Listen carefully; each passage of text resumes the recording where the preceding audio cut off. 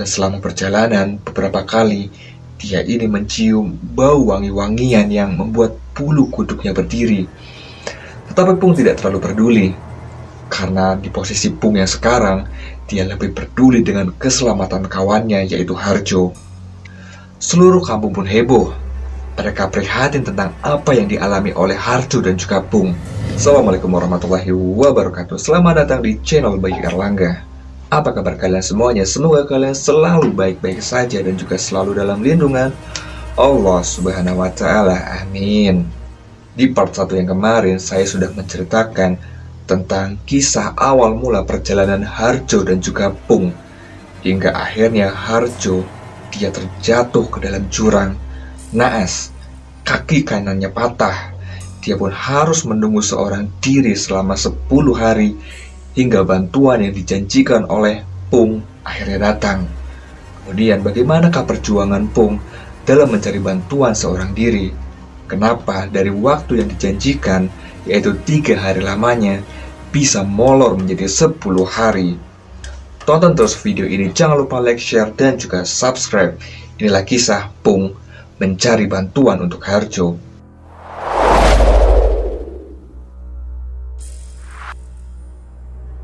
Selasa 5 Agustus tahun 69 di pagi hari sekitar jam 7, Harjo dan Pung sudah berhasil menuruni sebuah air terjun yang sangat dalam. Mereka pun menyusuri sungai Aran-Aran, masih sesuai dengan rencana awal. Dan di sini logistik mereka berdua sudah sangat terbatas. Bahkan untuk menghemat, sampai di siang hari mereka ini tidak makan. Dan sekitar jam 2 siang, Harjo terjatuh. Ya, seperti yang sudah saya ceritakan di part 1. Pung pun merasa bingung. Dia berteriak dengan sangat histeris memanggil nama Harjo. Akan tetapi tidak ada jawaban. Pung pun bergegas untuk segera menuruni jurang tersebut. Dan barulah setengah jam kemudian, dia berhasil menghampiri tubuh Harjo. Awalnya Pung mengira kalau Harjo ini sudah tewas terjatuh dari jurang. Tetapi untung Harjo masih hidup. Dia ternyata pingsan karena terkena benturan yang sangat keras. Pung pun segera memberikan pertolongan darurat kepada Harjo. Ternyata tulang paha kanan kaki Harjo patah. Untungnya tidak sampai robek dan juga menimbulkan luka luar. Dengan perasaan yang sangat bercampur aduk, Pung pun segera mengevakuasi Harjo ke tempat yang lebih aman. Dia segera membuat tenda darurat, kemudian mencari kayu untuk membuat perapian dan juga mengatur barang-barang perbekalan. Selama pingsan, ternyata Harjo seperti meringis kesakitan. Harjo belum sadar dan juga belum tahu apa yang sebenarnya terjadi kepada dirinya.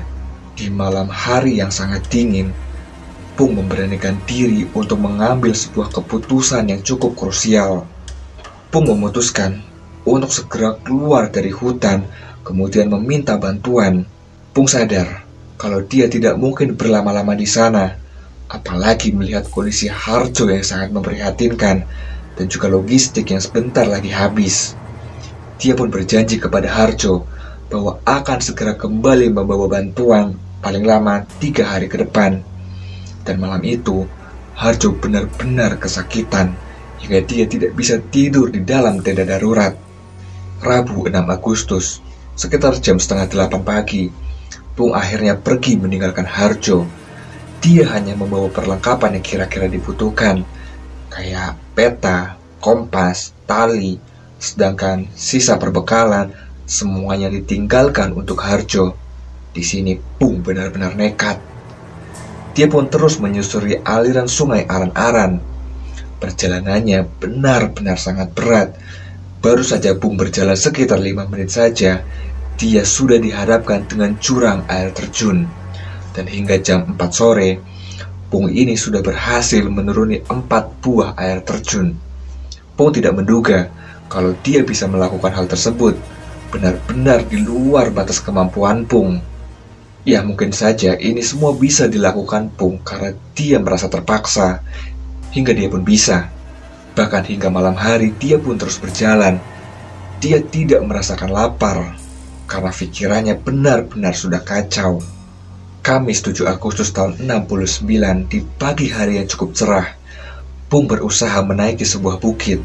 Ya, Hanya tebing dan juga air terjun yang selalu dihadapi Pung pada hari itu. Hari itu Pung hanya berhasil menuruni 3 buah air terjun. Kini fisiknya benar-benar sudah kelelahan. Medan yang harus dilalui sungguh sangat berat, hutan yang sangat lebat, dan tebing-tebing yang harus dia lalui kapan saja bisa longsor. Aliran sungai yang berkelok-kelok melewati celah-celah tebing. Dan di malam itu, dia pun tidur di atas sebuah tebing batu. Dia mempertimbangkan kalau di sana lebih aman dari serangan binatang buas. Jumat 8 Agustus tahun 1969, jam 3 subuh, Pung pun kembali berjalan. Dengan sisa-sisa tenaga yang dia miliki, dia terus mencoba untuk bertahan, pantang menyerah. Dan selama perjalanan, beberapa kali dia ini mencium bau wangi-wangian yang membuat bulu kuduknya berdiri. Tetapi Pung tidak terlalu peduli, karena di posisi Pung yang sekarang, dia lebih peduli dengan keselamatan kawannya, yaitu Harjo. Dia pun terus berjalan dan terus berjalan, menembus hutan yang sangat lebat hingga jam 4 sore.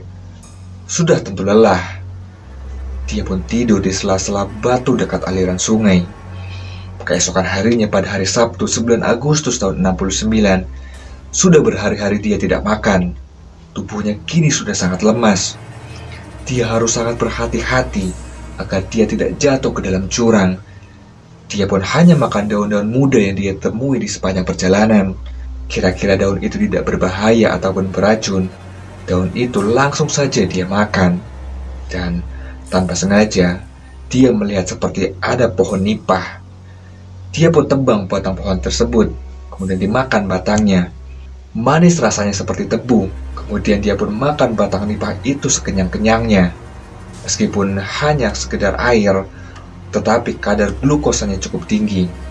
Dan di sekitaran pohon nipah itu, dia pun menemukan sejenis umbi-umbian. Dia tidak tahu jenis apa. Dia pun mengumpulkan dan akan dijadikan sebagai bekal. Kini tubuhnya sudah mulai membaik, lebih kuat. Dia pun kembali berjalan. Dan ternyata masih banyak rintangan yang harus dihadapi oleh Pung. Hari itu, dia melewati 3 buah air terjun. Sekitar jam 11 siang, umbi-umbian yang dia bawa, dia rebus. Dia pun istirahat cukup lama dari biasanya. Di dalam pikirannya, umbi-umbian itu pasti sangat enak untuk dimakan. Dan ternyata ketika digigit, baru aja 2 kunyahan. Pung merasa sangat kecewa. Seluruh bagian mulut bahkan kerongkongannya terasa sangat gatal dan juga panas. Dia pun segera berkumur-kumur dan minum air sebanyak-banyaknya. Ternyata umbi-umbian itu beracun. Setelah mulutnya mulai membaik, dia pun kembali berjalan. Kini dia berjalan lebih cepat. Sekarang dia berganti haluan, dia naik tebing hingga dia berhasil mencapai pungkungan tebing, kemudian bermalam di sana.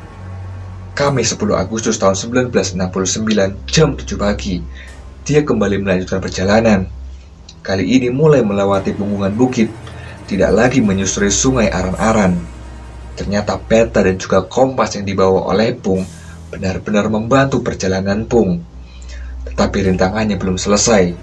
Dia masih harus menembus hutan, naik turun menyeberangi jurang dan juga tebing. Persediaan air sudah habis. Siang hari yang sangat terik membuat tenggorokannya sangat tersiksa, kering dan juga kehausan. Dia sudah jauh dari aliran sungai. Makanya tempat-tempat yang cukup lembab sekarang menjadi tujuan Pung. Dia mengumpulkan beberapa tetesan air. Ya lumayanlah untuk sekedar membasahi tenggorokan. Dia kembali menembus hutan belantara Gunung Semeru. Dan dari kejauhan, tampak ada sebuah perkampungan. Dan semangatnya pun kembali meninggi. Dia pun bergegas untuk menuju perkampungan itu. Dan sambil berjalan, Pung terus mengumpulkan daun-daun muda untuk terus dimakan. Dan singkat cerita, akhirnya dia pun sampai di kampung tersebut. Dan jika menurut peta yang dibawa oleh Pung, itu adalah desa Jajang. Dia pun menghampiri pintu salah satu rumah di sana. Dan hingga tanpa sadar ketika sudah sampai di depan pintu, dia pun pingsan karena kelelahan. Para warga desa pun buru-buru untuk menolong. Ternyata, desa kecil itu adalah desa Magersari yang masih masuk dalam wilayah Jajang. Setelah sadar juga cukup membaik fisiknya, Pung pun segera menceritakan semua kejadian yang telah dialami oleh Pung dan juga Harjo. Semua warga terkejut karena mereka hanya berdua saja di dalam hutan Gunung Semeru. Apalagi Harjo sekarang sedang seorang diri terluka parah dan juga sendirian di dalam hutan. Seluruh kampung pun heboh. Mereka prihatin tentang apa yang dialami oleh Harjo dan juga Pung. Pung diminta untuk istirahat di dalam rumah salah satu warga di sana. Akan tetapi, pikirannya selalu gelisah memikirkan nasib sahabatnya yaitu Harjo. Hingga malam itu dia tidak bisa tertidur.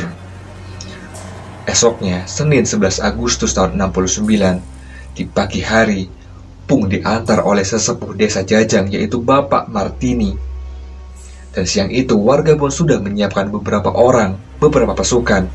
Ada sekitar 20 orang untuk menjemput Harjo. Singkat cerita, mereka pun akhirnya segera berangkat. Awalnya, perjalanan mereka cukup lancar. Di sini, Pung ikut berjalan. Meskipun sebenarnya, kondisi fisik Pung sudah sangat kelelahan.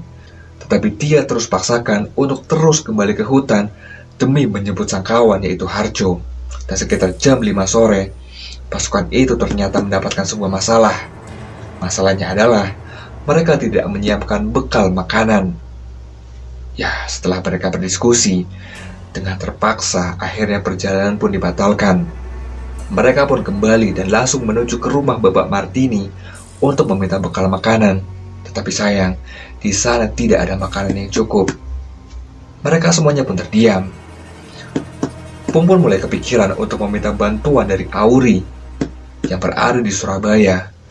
Meskipun sebenarnya Pung ini masih mengharapkan pertolongan dari warga desa setempat. Mereka juga menyarankan agar Pung tidak jauh-jauh untuk pergi ke Surabaya. Mereka menyarankan agar Pung pergi ke pangkalan Lanuma Abdul Saleh.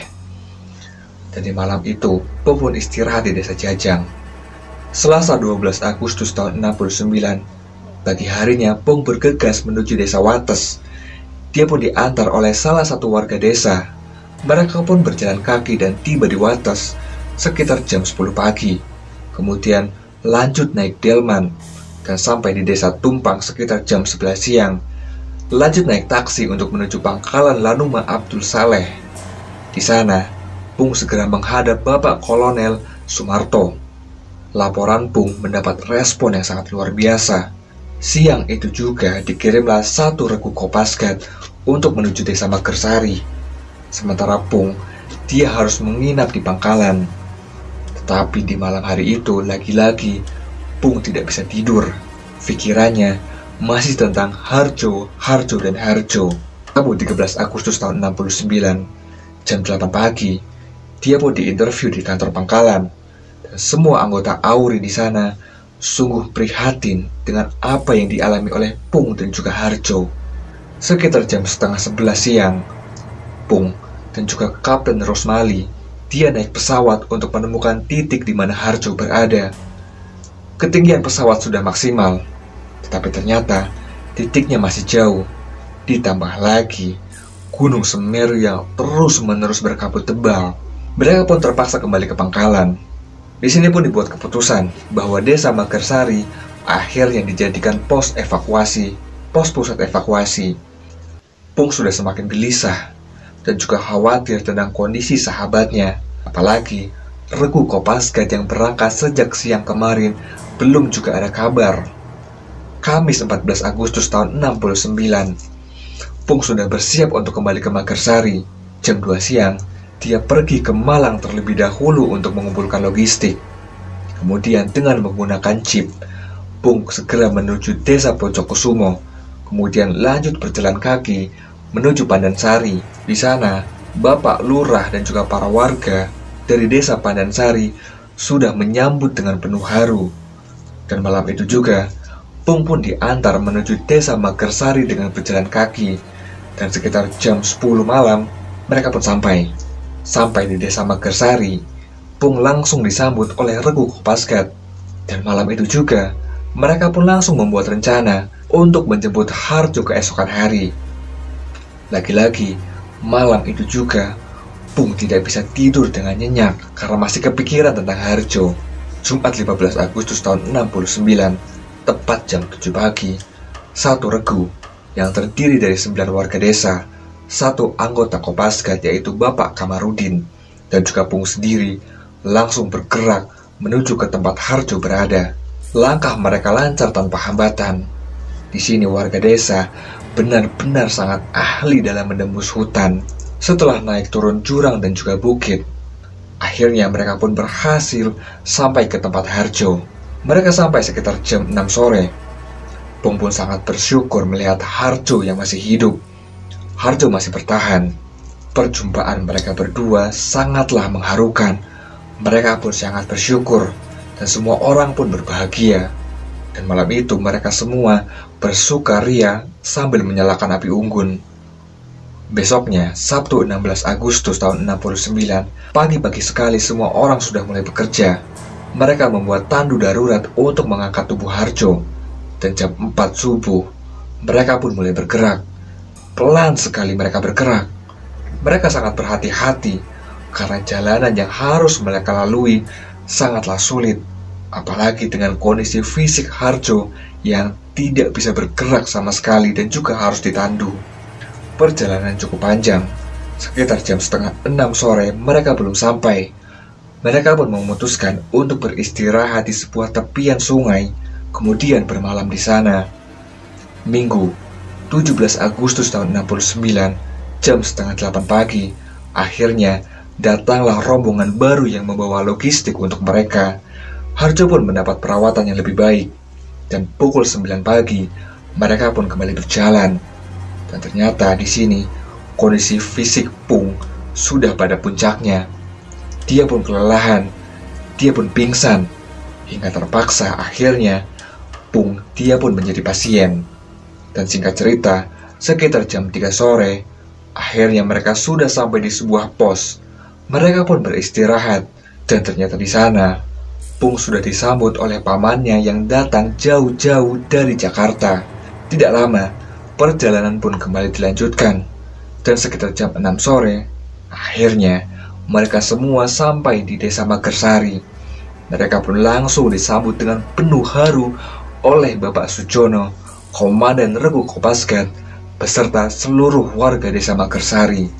Dan tepat tanggal 17 Agustus tahun 69, tepat di hari kemerdekaan, Harjo dan juga Pung berhasil selamat setelah terkurung dalam tubuh Gunung Semeru. Terima kasih sudah menyaksikan video ini. Jangan lupa like, share, dan juga subscribe. Nama saya Bayu. Assalamualaikum warahmatullahi wabarakatuh. Tetap rendah hati. Salam lestari.